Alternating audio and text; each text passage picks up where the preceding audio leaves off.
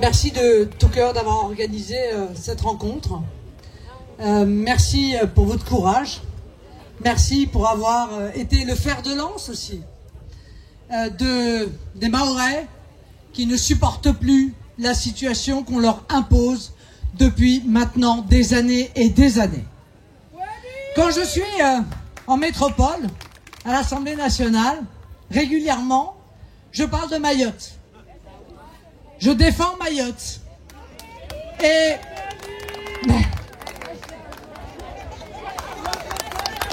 mes amis députés me disent « Mais pourquoi tu parles tout le temps de Mayotte ?» Parfois même, nos compatriotes des autres outre-mer me disent « Mais pourquoi toujours Mayotte ?» Mais parce que Mayotte est en danger. Mayotte est en danger de mort. Mayotte est en danger de séparation d'avec la mère patrie. Les Mahorais sont ceux d'entre les Français qui souffrent au quotidien le plus. Et moi, mon rôle, c'est d'être aux côtés des Français qui souffrent le plus. Il y a plus de 10 ans maintenant que je vous défends, que je regarde ce qui se passe dans l'île. Et voyage après voyage, je prends conscience que la situation s'aggrave, qu'elle devient insupportable, qu'elle a même dépassé les limites du supportable.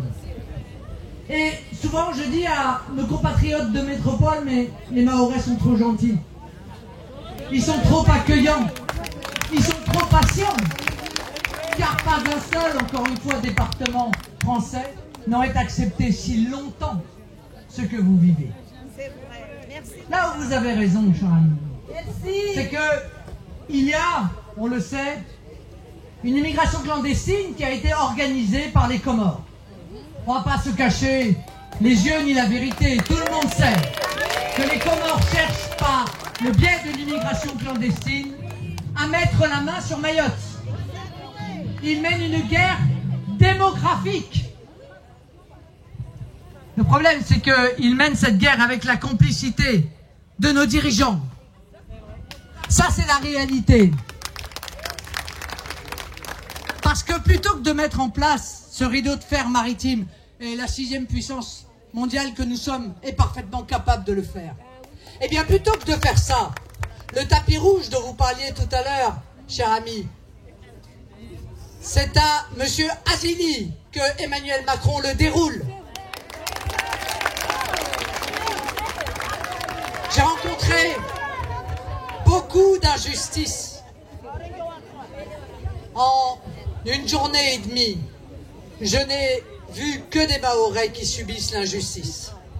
Les pêcheurs, les agriculteurs, les citoyens, et parfois leurs projets qui sont des beaux projets.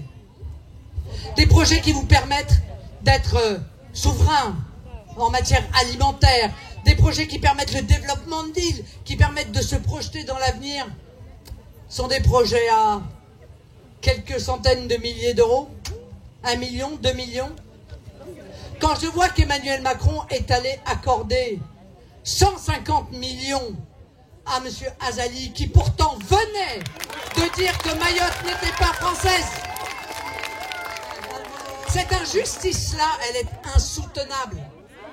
Et je peux vous dire que dans ce combat, vous pouvez compter encore une fois sur la population française dans son ensemble. Tous nos compatriotes, quand ils connaissent la situation, et ils ne la connaissent pas, je l'ai dit hier, très peu de nos compatriotes savent ce qui se passe ici. Mais ceux qui savent, évidemment, ils sont à vos côtés. Évidemment, ils vous soutiennent. On en a marre des fausses promesses. Tous. L'immigration clandestine devait être régulée, rien n'a été fait. J'ai dit, quand ils ont mis en place Wambushu, ça ne fonctionnera pas. Parce qu'il n'y avait pas ce rideau de fer maritime. Parce qu'on ne tordait pas le bras des Comores. Et ce que j'avais annoncé est arrivé. Le gouvernement français vide une baignoire avec une petite cuillère en laissant le robinet de la baignoire grand ouvert.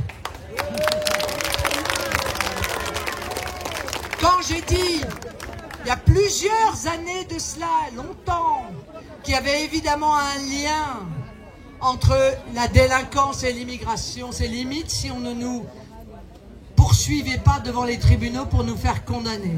Ce fut le cas d'ailleurs par le passé. J'ai dit que l'aggravation de l'immigration clandestine allait entraîner l'aggravation de l'insécurité. Et nous y sommes. Aujourd'hui, Mayotte est devenue pour beaucoup d'entre vous invivable. Aujourd'hui, vos enfants s'en vont. Aujourd'hui, les chefs d'entreprise s'en vont. Demain, ce sont les agriculteurs qui partiront, ou les pêcheurs. Et qu'est-ce qu'il restera à Mayotte comme force vive? Qu'est-ce qu'il lui restera comme avenir? La moindre promesse qui est faite par le président de la République, pas une seule n'a été tenue. Même l'allongement de la piste de l'aéroport n'a pas été tenu. Il était venu ici, il a dit deux choses. Mayotte est française. Mais depuis, il fait tout pour que Mayotte devienne comorienne. Il a dit le premier coup de pioche, c'était en 2019, le premier coup de pioche de l'allongement de la piste de l'aéroport aura lieu avant la fin de mon mandat. Nous sommes en 2024 et on n'a pas vu le début d'une pioche, même de loin. On a compris. Au bout de 7 ans, on a compris. Il n'y a plus rien à attendre que du mauvais, que du nocif de la part de ce gouvernement. Ils viennent, ils se baladent, mais quand ils rentrent à Paris, on n'entend plus parler de Mayotte. Et les dossiers n'avancent pas. Les pêcheurs, on les menace encore de casser leurs bateaux et de ne pas les remplacer. Les agriculteurs n'arrivent pas à trouver de terrain foncier parce que le terrain est attribué, semble-t-il, à d'autres en priorité. Et puis, on continue à déverser la générosité à l'égard de ceux qui pourtant viennent ici sans respecter la loi. Mes chers amis, ce combat, je vais continuer à le mener. Vous le savez. Et je voulais vous remercier d'ailleurs de la confiance qui est la vôtre. Je voulais vous remercier parce que je pense que c'est ici que le plus beau score de France m'a été accordé au second tour de l'élection présidentielle. Presque 80% dans certaines communes. Record à battre. Record à battre le 9 juin. Parce que cette élection européenne, elle est importante. Elle va déterminer aussi l'avenir de Mayotte, puisque au fur et à mesure du temps, on transfère des compétences à l'Union européenne. Donc il faut évidemment aussi que nous nous y battions. On va se battre partout. On va gagner, parce que nous sommes ensemble. Et on dit, ensemble, le peuple français est invincible. Eh bien, c'est tout ce que je nous souhaite, mes amis. Je nous souhaite d'être invincibles. Et je suis heureuse de retrouver chez vous cette volonté de continuer à se battre pour Mayotte. Quand je vois, hélas, beaucoup de nos compatriotes en métropole qui ont baissé les bras. Beaucoup qui se laissent gagner par la fatalité, par le désespoir. Et vous, malgré les malheurs qui s'abattent sur vous, eh bien, vous gardez l'espoir, vous gardez le sourire, vous gardez cette lumière dans les yeux. Des gens qui croient que les choses peuvent changer, vous avez raison. Les choses peuvent changer. Elles changeront grâce à vous, elles changeront grâce à nous, elles changeront grâce à nous tous. Parce que nous sommes un peuple uni, parce que nous ne supportons pas l'injustice, parce que nous aimons la liberté. Et la première des libertés, je le rappelle, c'est la sécurité. La première des libertés, c'est de pouvoir se balader sans avoir peur au ventre. La première des libertés, c'est de pouvoir envoyer les enfants à l'école, pas une demi-journée, une journée entière, pas 2 jours par semaine, tous les jours de la semaine. C'est de pouvoir leur permettre d'accéder aux plus hautes fonctions fonction. C'est cela aussi la liberté. Et il n'y a pas de liberté sans qu'il y ait aussi une justice. On dit, charité bien ordonnée commence par soi-même. Eh bien oui, charité bien ordonnée commence par les nôtres. Et tant qu'il y aura des Français dans la misère, tant qu'il y aura des Mahorais dans la misère, alors c'est vers eux que notre énergie doit aller. En priorité, c'est vers leurs préoccupations, vers leurs besoins, vers leurs chances d'avenir qu'il faut se tourner. C'est à eux qu'il faut penser, d'abord.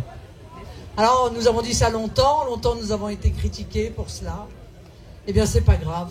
Moi, j'accepte la critique quand il s'agit de vous défendre. Les amis, je vais repartir de Mayotte à nouveau avec beaucoup de dossiers. Beaucoup de dossiers, je les ai accumulés en une journée et demie. Heureusement, je ne reste pas 10 jours parce que je partirai avec un beau temps. Je vais faire le maximum de ce que je peux faire auprès des ministres concernés, auprès des responsables politiques. Mais nous savons, et les uns et les autres, qu'ils ne changeront pas leur philosophie. La seule chose qui peut changer, c'est la volonté des Français de mettre à la tête de notre pays, à la tête de nos institutions, notamment européennes, des gens qui ont à cœur leur défense. Donc vous avez une partie de la solution entre les mains, en quelque sorte. Et moi, autant vous pouvez avoir confiance en moi, autant sachez que moi j'ai une totale confiance en vous. Je vais revenir, je reviendrai autant de fois qu'il le faudra. J'espère un jour revenir avec les moyens de changer les choses pour vous, de vous protéger, de vous préserver, de vous offrir un avenir, de recréer sur l'île la prospérité qui n'aurait jamais dû la quitter. Et puis de vous permettre aussi de continuer à défendre vos traditions. Ces si belles traditions, ces si belles coutumes qui sont les vôtres et qui font que quand on part, on a plein de couleurs dans les yeux, dans la tête et dans le cœur. Merci. Merci. Merci à tous.